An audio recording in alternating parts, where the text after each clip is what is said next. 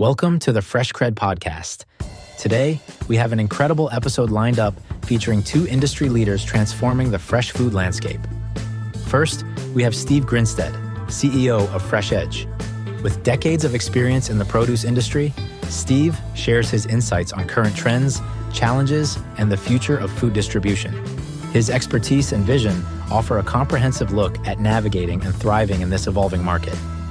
Joining Steve is Dorene Mills, an award-winning chef and the innovative mind behind Hannaford Supermarkets' home meal solutions. Dorene discusses consumer preferences, the rise of meal kits, and integrating fresh produce into everyday meals. In this episode, Steve and Dorene delve into the produce industry's dynamics, the importance of innovation, and meeting the growing demand for fresh, healthy, and convenient food options. This episode is packed with valuable insights you won't want to miss. Special thanks to our title sponsor, Wiggins Farms, for making this episode possible. Well, hey guys, before we get too far down this, let me introduce these two fine guests. We have Dorene Mills. She comes to us from Hannaford Supermarkets, a chef, no less. Right? Yes. Yeah, and so I love. You're going to get into some food conversation. Yes. I love food. You're going to help maybe advise me on some quick ways to... Anything you need. All right. Yeah. We'll get off into that. And then always a crowd favorite. The world always is pining for the opportunity to hear from this man, Mr. Steve Grinstead. I know it's FreshEdge. Is it CEO of FreshEdge? Is that the official title, sir? That's the title. All right. Yeah. So... And if any of you watched the last episode, Steve and I have a long history. I've got a ton of respect for Steve and what he's done in his career. So certainly thrilled to always have you on here, Steve. But it's always just fun to catch up and chop it up, as the kids say. So you've been a longtime friend and just a great player in the industry. I've always had a ton of respect for you, so I'm sure glad to be here. Glad to have you guys both. And for today's and for the conversation we're going to have today, really want to talk about a couple of different things, right? So Steve, you've got the perspective on a call it a 50,000 foot level or maybe even higher than that as to what's going on with the food service wholesale space and the consolidation of that piece. And I know just in your years of experience and what you've been doing for most of your career, you've got understanding of consolidation and how the business is changing in terms of size. So want to talk a little bit about that. Also talk a little bit about the economics of the business and what's going on and get your perspective on that side. Looking for farm fresh goodness that you can trust? Welcome to Wiggins Farms, where we've been growing the best quality fruits and vegetables for over 3 generations. From our sun-soaked fields to your table, every piece of produce is nurtured with love and harvested at its peak. Taste the difference in our juicy watermelons, all grown sustainably and with your family in mind. At Wiggins Farms, we're not just about food, we're about family, tradition, and sustainability. Every bite brings you closer to nature and supports responsible farming practices. Discover the vibrant flavors and wholesome goodness of Wiggins Farms. Visit us at wigginsfarms.com and bring a touch of our farm to your home. Wiggins Farms, where tradition, taste, and sustainability come together.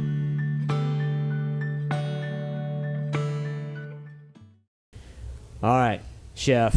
The questions we're going to ask you are really going to be about what's happening at the food service level when it comes to retail, right? At the grocery level, right? Not your traditional go to the restaurant kind of a deal. What's happening with you guys there? So let's kind of jump right into that piece if you don't mind. I'd like to really jump into that because I am personally one of your, I don't live in the Northeast, so I can't be one of your clients, but I can just tell you I'm one of those folks that is really leaning into the I don't know if do you call it quick serve? What do you call what you guys present? What is that termed as? We call it home meal solutions or Okay. HMS. So home meal solutions. Yeah.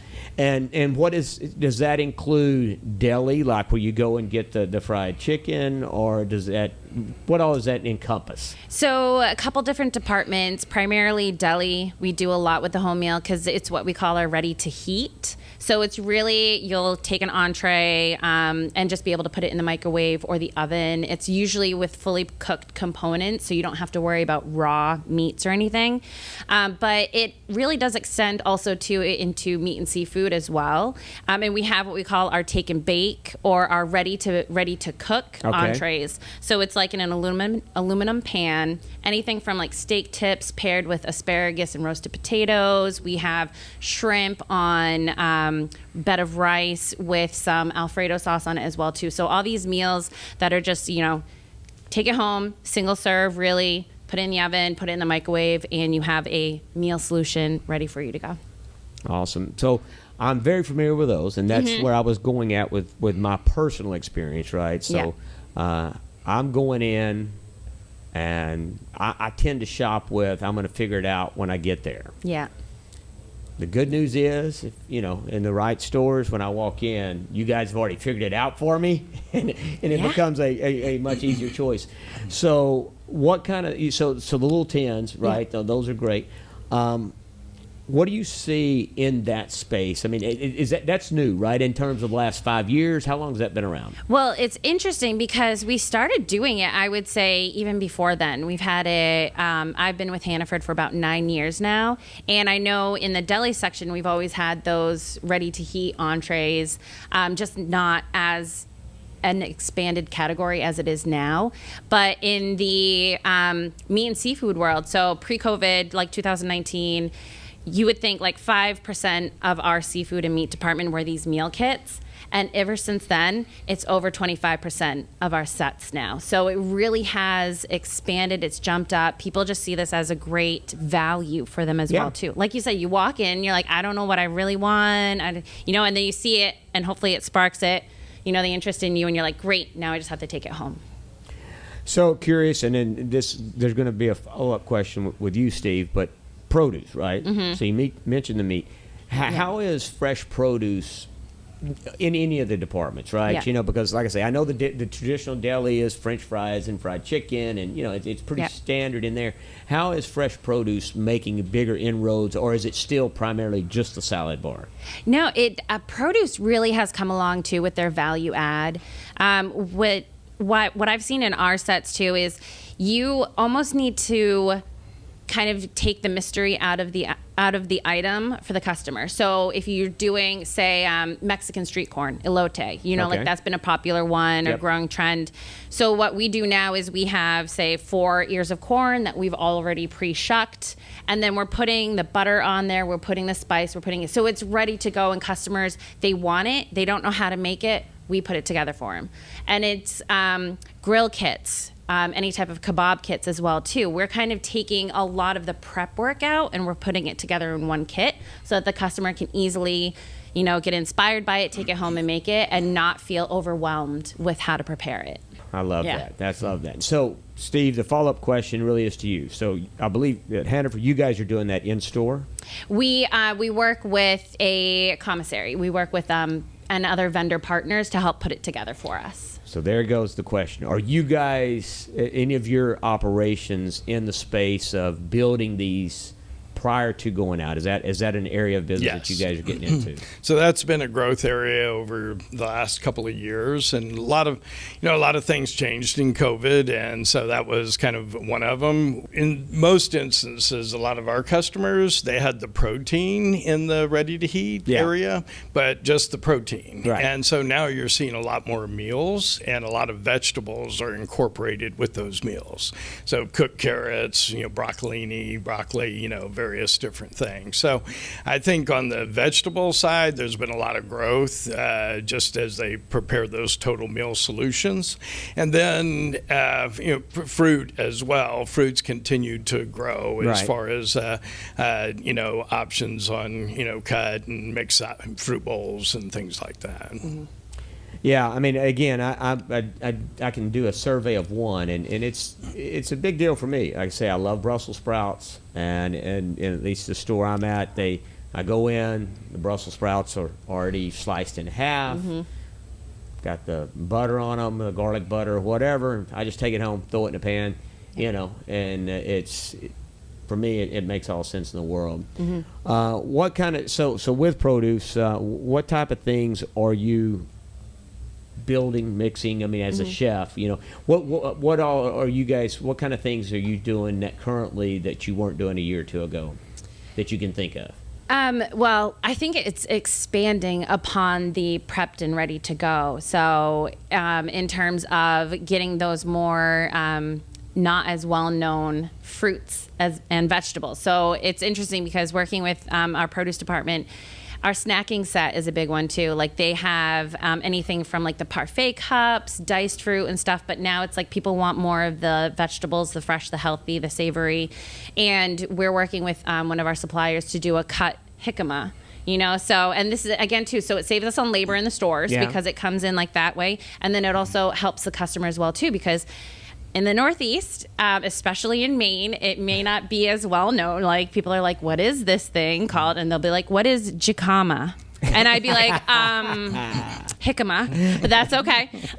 So it's really kind of helping the customer try something without being, like I said, overly like overwhelmed or intimidated by it. So like jicama, we're getting like a diced dragon fruit as well too. So it's expanding the variety of some of these other more exotic, especially for like the Northeast, exotic fruits and that sort of thing.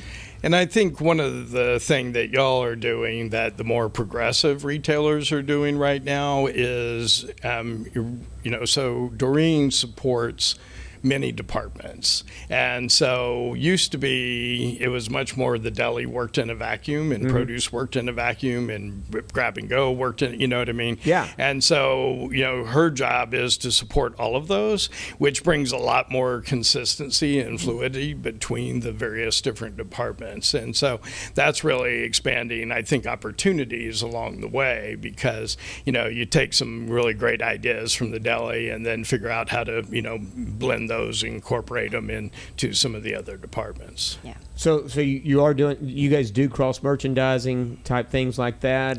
More and more, yeah, we definitely try to. And to like Steve's point, it's been my role specifically has been great in getting those different departments to talk because, like you said before, they'd work in a vacuum, and all of a sudden, meat department's trying to launch these items, and they're starting to talk to, say, they're putting together. We have a sausage, onion, and pepper kit that they can cook, that a customer can cook. So meat department would be like, well, let me go try to find a produce vendor to find the sliced onions and peppers we need. But it's like, well, why don't you just talk to the produce analyst who already has these prepared value add veggies, and expand it that way. So it's been a great way and a great relationship working amongst our what we call our fresh department. So produce, deli, and meat, just to get synergies, and crossband. And again, too, it comes down to the customer. So if the customer sees that we have this sausage, onions, and peppers kit, raw in the meat department, and then they see it, we have like hot bars in our deli, so they see it cooked in the hot bar, and we're like, hey, you love this? Go grab it here. You could take it home and make it yourself whenever you want, and that sort of thing. With the grab and go and with the change of the consumer, okay, do you see, so they're moving that space, they're not going to the restaurant, maybe to the traditional, they come in there, they're not buying in the store. Do you see the trend? People talk about everybody's living and eating healthier. Do you actually see that to be the case? Or do you still see that we've got work to do there? I think in some areas it is the case. You're going to have the people that shop the perimeter, which is primarily, sometimes people see that as the healthier area, shopping the perimeter. Those that are the younger generation, I think, is more educated. Well, not educated, but more open. There's so much more information at their fingertips that they're seeing everything that they need in order to take care of themselves. I want to eat healthy, flexitarian. I'm going to do meatless Mondays. I'm going to do this, this, and this. But what we found is that in our hot bars on our deli, it's always been a funny story. We've been running this like ever since the 9 years that I've been there. The store department managers will come up and say, our customers want vegetables. They want vegetables on the hot bar. And I'm like, okay, let's try a broccoli cauliflower blend. Nope, they throw it away every single day. Okay, well, let's try roasting vegetables. Okay. Nope, we throw it away every single day. Really? Let's try this. So it depends on the area. Like what's interesting now, so we're doing a tempura fried cauliflower floret tossed in General Tso sauce. So that's a new idea. Well, she'd have brought some of that. For Yeah. It's delicious. Craig and I are like, let's eat. Let's go. Let's go. So we are trying. So I think it's how you deliver it to them. So we're delivering a vegetable, right? People want a vegetable, even though it's deep fried with a General Tso sauce on it. But we're going to see how it does on the hot bar. Because again, too, like, we're going to try it. We're always going to try it. Customers say that they want the healthy options. We're looking at, always looking at sodium and that sort of thing as well. So we'll give it a shot. We'll see how it goes. And So the answer basically to the question is there's still a lot of talk about it, but Yes. we're still I do think we're gaining on it, Yeah. though, and I will tell you, for 20 years I did not feel like we were gaining on it. So I'm kind of the McDonald's generation. I mean, we grew up and it was so cool to go out to eat Yeah. because we Yeah. could never afford to go out to eat, and so then you go to all of the fast food that came up, and if you look at the attempts of fast food, and the McDonald's and these great organizations, they've done a good job of trying to offer healthy solutions, but people, they say they want it, and then they really speak with their pocketbook. Yeah. And, Yeah. and it's kind of like, I've even done it before. I go into a place and I'm gonna order a nice healthy salad and do this, and I get to the counter and I'm like, I'll have a double cheeseburger and double order of fries. And it's like, where did that come from? I didn't want to say that. Yeah. So I do think, though, what is happening is we are in a transformational period, because when I was a kid, I didn't think about where food come from. I didn't care. It was not irrelevant to me. My kids, they do care, and their kids, I think, are going to care a lot more. Yeah. And when I look at the amount of fresh fruits and vegetables I consumed as a child and what my grandchildren are consuming, significantly different. They're, and part of it is, frankly, economics, because, raspberries and blueberries are expensive. Yeah. But they eat a lot of them. And so I do think we gave a lot of lip service with almost no action for a long time. I'm really feeling in the last 5 years, and I think over the next 5-10 years, I think we're going to have, it's going to take a lot of work on all of our parts, but I think we're gaining on it, and I think we're going to have some good success. So I do feel like we've kind of rounded that corner, Right. and now we're starting to move up where we were just meddling along before now. Yeah, no, I mean, I share in your perspective on, as a kid, fruits and vegetables. The food pyramid I grew up with, I don't even think they mentioned it. I don't remember vegetables being on the dadgum food pyramid. right, it was like a smaller little portion instead of the. And It was cereal. and- cereal. Yeah. It's like, Yeah. I love cereal. I'm all about that part of the pyramid. Or I mean, even dairy. Yeah. I was having a conversation. I was doing an interview, but it's kind of the frustrating. It was in D.C., and I was like, there's not a school that does not have carton milk being heard of. But I can guarantee you, not every school has carrots. Right. I mean, why? Right. Or fresh, they'd be so limited to either frozen or canned. Like, not that there's anything wrong with it, but like just a fresh.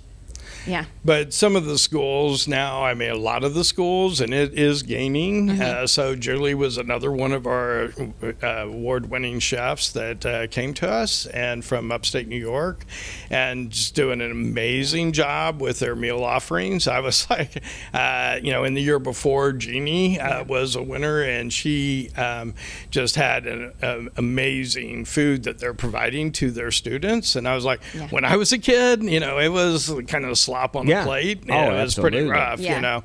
And so there again, I think even children are understanding food better and asking questions, and their parents are definitely asking questions. So we got a long way to go. It's going to be a tall mountain to climb, but I really feel like we've started on the base, and now it's going to be all of our jobs to drive it forward. Yeah. Yeah, and you mentioned something you were talking about, and I'd forgot. Restaurants have kind of always been that cutting edge place where people learn. So I use this example. Years ago, I was in Chicago, had a salesperson there, and I'm up in Chicago, and he takes me to a place, and he's like, they've got great Brussels sprouts. So this goes back 10, 15 years ago, whatever. I'm like, Brussels sprouts. I don't know. It's like, I had them. I'm out. Yeah. He's like, no, you got to try these things. They were boiled to death, and Yeah, I mean they were, but in that this place had a chef, created the Brussels sprouts, which is now across everywhere. I cook them at home. I mean, it's become my thing, my go-to. In fact, my kids is like, when I cook a meal, it's like they can always count on Brussels sprouts. Yep. Dad cooking or roasting Brussels sprouts is going to be on the menu. Yep.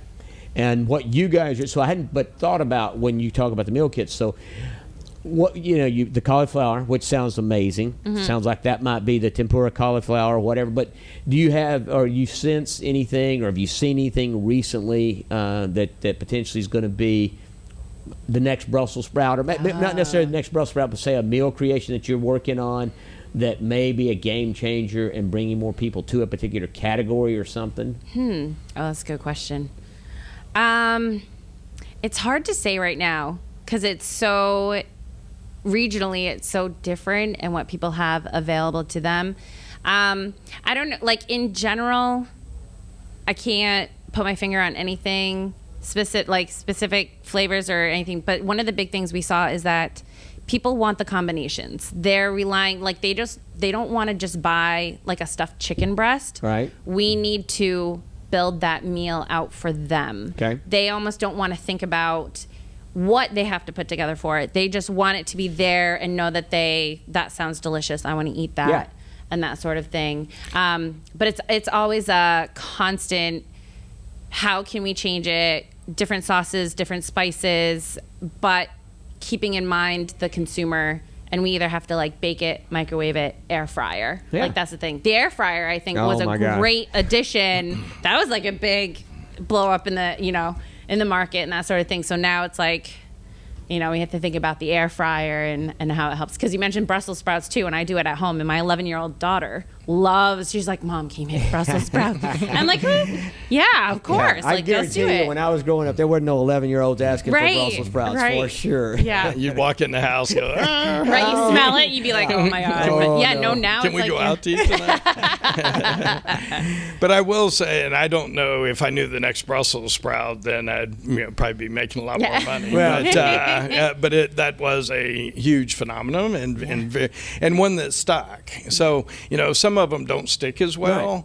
Kale went crazy about 10, 12 years ago and then fell back off. And but Brussels sprouts, I think, is here to stay. Yeah. And so it's a really interesting dynamic. But one thing that I think is changing with it is, it used to be even when you had the meal solutions, it was usually all about the protein. And so now you'll walk in and you'll see a protein, whether it's a piece of chicken or salmon or beef or whatever, but then there might be like you got the same protein, but then you might have different vegetables surrounding it. And that's something that we've never really seen in the past. And that goes back to that thing of people walking in like you and I do, and you walk in and that looks good to eat, but it's the whole package. It's Correct. not just the protein. And again, that to me, I think that being the biggest in your space where you operate, it's literally like going to a restaurant, right? You got a menu, and it's the menu's put together, and that's what I'm having tonight. And you've got 2 or 3 options, and you pick what you're having. You can you can have the salmon and asparagus or whatever you're doing, and you go home, you put it in the oven, and the next thing you know, you've got dinner. So it's I love the that in-between space, right? And I love the fact that there's some vegetables there. Or, if I want to do a little extra work, I can do the Brussels sprouts in conjunction and have full. Yep. So I think what you're doing and the space that you're in, fantastic kind of stuff. I alluded before we started, I wanted to kind of get into some of the 50,000-foot space stuff, Steve. And I want to touch just real quick on what's going on in the industry as it relates to consolidation, the getting bigger, the trends there. And you guys are at the forefront at FreshEdge. You guys are one of the leaders in taking that in. Tell me about how you see it now, how you see it going in the future, and why you think it is or isn't a good thing. Well, I'll start with I positively think it's a good thing for our industry. And if you really look at other industries that are mostly family businesses, and I always dub them lifestyle businesses, the produce industry is made up of a lot of lifestyle businesses. And what I mean by that is they basically, afforded them a nice car and a nice house, and they've really, frankly, made very little money on the distribution side in particular. And so, but just gave them a nice lifestyle. Yeah. And so, as that started to change, it's changed a lot of dynamics. So as companies start making more money, it used to be they were often just passed down from one generation to the other, and it was a pretty simple financial process. Yeah. Now it's complicated because these companies are become worth a lot of money, and so you just don't pass it down to the next generation. Next person up, all of a sudden. That's right. Yeah. That's right. So it's so interesting. There's so many dynamics that are kind of revolving around this, and it's kind of created the perfect storm. So when we started FreshEdge in July of 19, my premise and thesis is our industry was finally going to consolidate. Okay. And so if you look at other industries that are similar to produce, I would have put funeral homes in that area, boat companies, tractor supply. They all rolled up 20, 25 years ago. Right. You might have different names on every one, but there's basically 3 funeral home companies in the United States. Wow. And so all of these industries have significantly rolled up, and ours just never did. Few spurts at it. Dalgety had a little spurt, and then Polypec had a little spurt, and Albert Fisher, and then some different players, but never really a significant roll up of the industry. And so, you've got that, which I think it's overdue. It's past time, if you will, and a lot of that is when you have thousands of different players, all kind of taking a various piece of it. It's not the most efficient process to have, and staying and playing cost a lot more than it used to. Used to be you had a pickup truck, you could be in the produce business, and now, you got to maintain the cold chain. It's not a if, you got to. Yeah.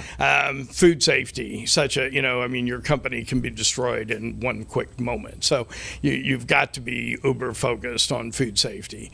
You look at technology that really helps us be more efficient. Technology is very available today, but it's expensive. So it's very tough for small companies to make that investment in technology. You've got a lot of people that seem to be, and it seems like it would, not flow like this, but a lot of people are kind of towards the end of their career, older like me.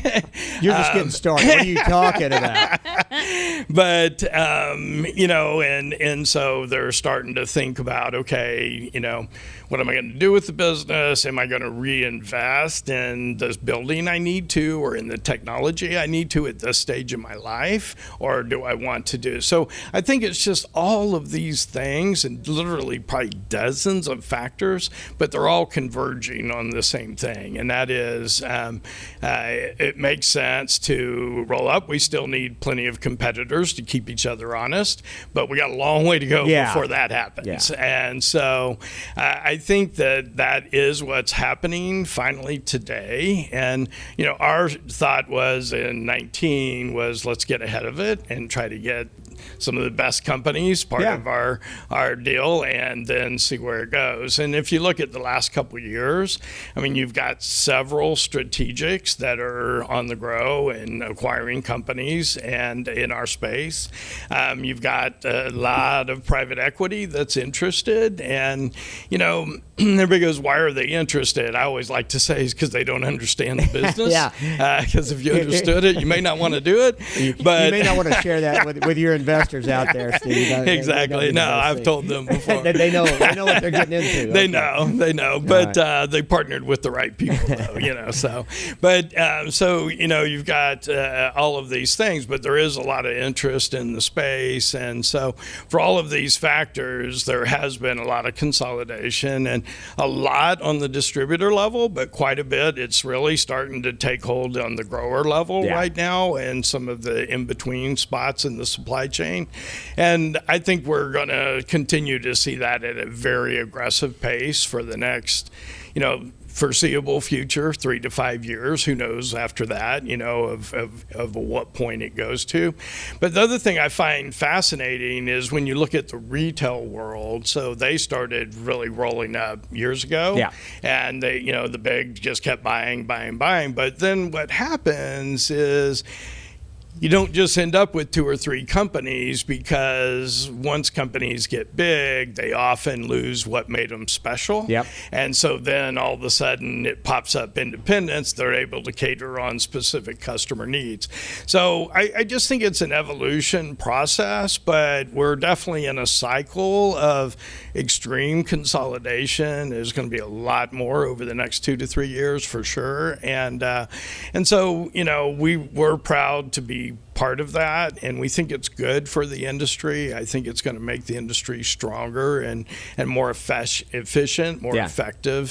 So I like the direction. Obviously, we're a big part of it, but there's a lot of players. There's a dozen other serious people that are in the same mode right now. So, no, and I'm in everything you said. Completely agree, and my thing is, I talk to people, obviously Sunfed kind of being part of, wrapped up in that consolidation piece. But, one, I think if you look at industries over history, it's a natural evolution always for, the deal is when it gets to where the small and the independent, trying to make money becomes so difficult, when the margins get so thin, then the only way to get the margins where it works is to get more efficient. And you get more efficient by pooling assets and bringing it together. So it's a natural evolution. And like you said, over time, you'll get enough consolidation to where you'll lose the appropriate variability at the consumer level. And somebody then that will come back in as an opportunity for somebody to come back in, and it goes the other way. But it's the natural evolution. But I am with you that, one, I think it's required, because if you do not get more efficient, if you do not figure out how to either take your small organization, get to where you can compete against the bigger ones, unfortunately, you're going to go away. Yep. And therefore consolidation has to happen in any industry, whether it's produce or farming or whatever, because the margins get tough. The consumer continues to demand more for less. That's a constant, whether you're flying airplanes or selling squash. They always are looking for more for less, and that's just the markets we compete in, and it'll come back around. So I'm like you. I think it's a good thing. I think it's a natural evolution of things, and And frankly, it was also kind of accelerated, if you will, by the pandemic and then the follow-up inflation.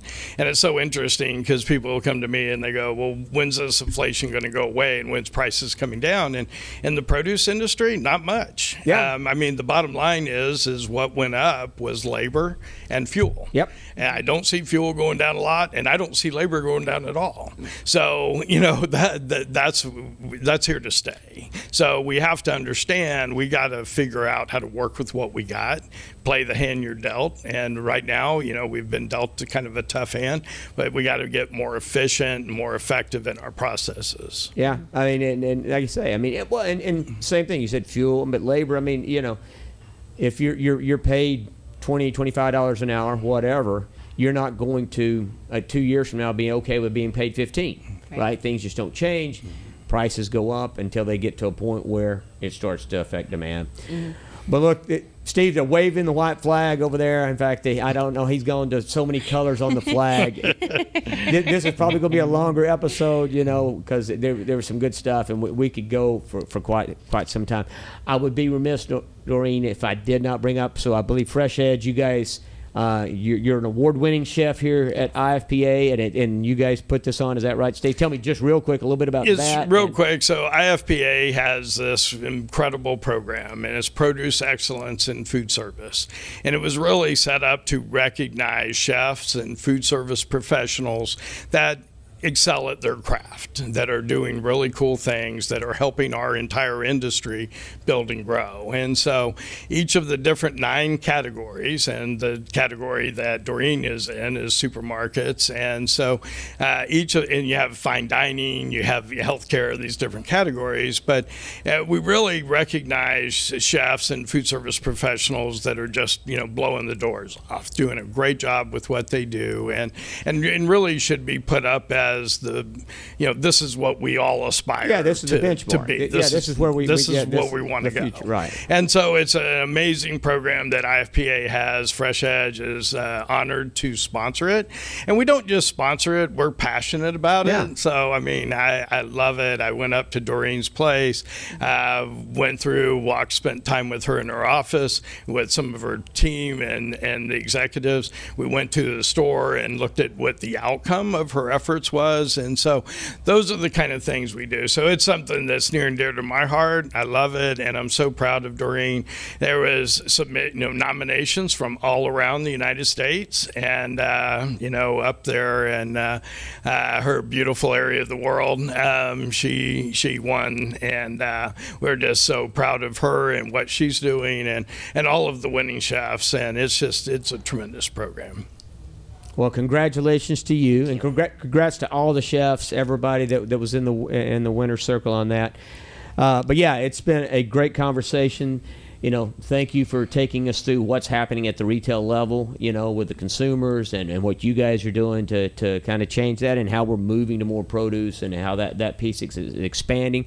Steve, thanks for your insight. We appreciate that. Again, we could have had a much lengthier conversation on consolidation, but we touched it and looked into that, because I know there's a lot of questions out there. But really appreciate both of you guys taking the time out of, I know, an extremely busy schedule here at the IFPA, but appreciate it. Thank you, guys. Hope to maybe get up to Connecticut, come see you, do one of these. We'll do something right there from the kitchen. Yeah, you got it. All right, come on over. All right, we're gonna put that on the books. And Steve, I don't know, you got so many fun places to go. We'll figure out a fun place. We'll find somewhere to meet. But we love what you're doing. I love listening to your podcasts, and thank you for what you're doing. I really think you're bringing value to our industry. So thank you. Well, appreciate it. Thank you guys very much, and thank you guys, everybody, for listening. I hope you enjoyed the show. Thank you for tuning in to this episode of the Fresh CrEd podcast. We hope you enjoyed our conversation with Steve Grinstead and Dorene Mills. A special thanks to our title sponsor, Wiggins Farms, for their generous support. Remember to visit their website to learn more about their dedication to delivering the finest quality produce from farm to table. We also want to thank our other sponsors for making this series possible: Kern Ridge Growers, Sunfed, and IFCO. Your support helps us bring valuable content to our listeners. Don't forget to subscribe to the Fresh CrEd podcast on your favorite platform and stay updated with our latest episodes.